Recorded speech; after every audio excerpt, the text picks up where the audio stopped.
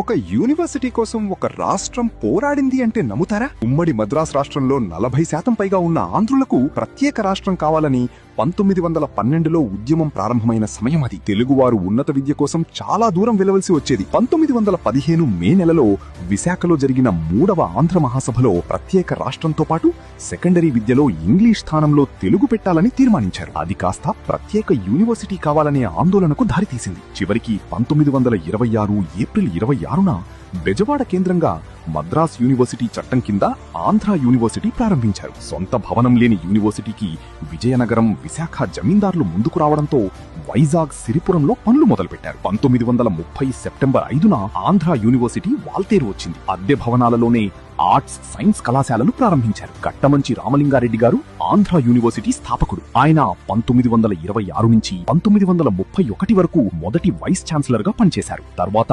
1936 నుంచి 1949 వరకు మళ్లీ ఆ పదవిలో కొనసాగారు. ఆయన నాయకత్వంలో ఆంధ్ర యూనివర్సిటీ ఉన్నత విద్య మరియు పరిశోధనలో ఎంతో ప్రఖ్యాతి పొందిన గొప్ప విద్యాసంస్థగా మారింది. ఒక్క వ్యక్తి రాకతో దేశం నలుమూలల నుంచి స్టూడెంట్స్ రావడం మొదలుపెట్టారు. ఆయనే డాక్టర్ సర్వేపల్లి రాధాకృష్ణ గారు. 1931లో 2వ వైస్ ఛాన్సలర్ గా వచ్చి 1936 వరకు కొనసాగారు. ఇక్కడి నుంచి వెళ్ళాక ఆయన మన దేశానికి 2వ రాష్ట్రపతిగా నిలిచారు. ఇంత పెద్ద యూనివర్సిటీ 1942లో నగరం మారింది అంటే నమ్ముతారా? 2వ ప్రపంచ యుద్ధం సమయంలో జపాన్ విశాఖ మీద బాంబులు వర్షం కురిపించింది. అప్పటికప్పుడు యూనివర్సిటీని గుంటూరు తరలించారు. మహారాజా విక్రమదేవ్ వర్మ గారు యూనివర్సిటీ అభివృద్ధి కోసం 2 లక్షల రూపాయలు విరాళంగా ఇచ్చారు. మళ్లీ తిరిగి 1946లో విశాఖకు వచ్చింది. మహారాజా విక్రమదేవ్ వర్మ గారు ప్రతి సంవత్సరం 1 లక్ష రూపాయలు విరాళంగా ఇస్తూ ఆంధ్ర యూనివర్సిటీ ఆర్థికంగా బలపడడానికి ఎంతో సహాయం చేశారు.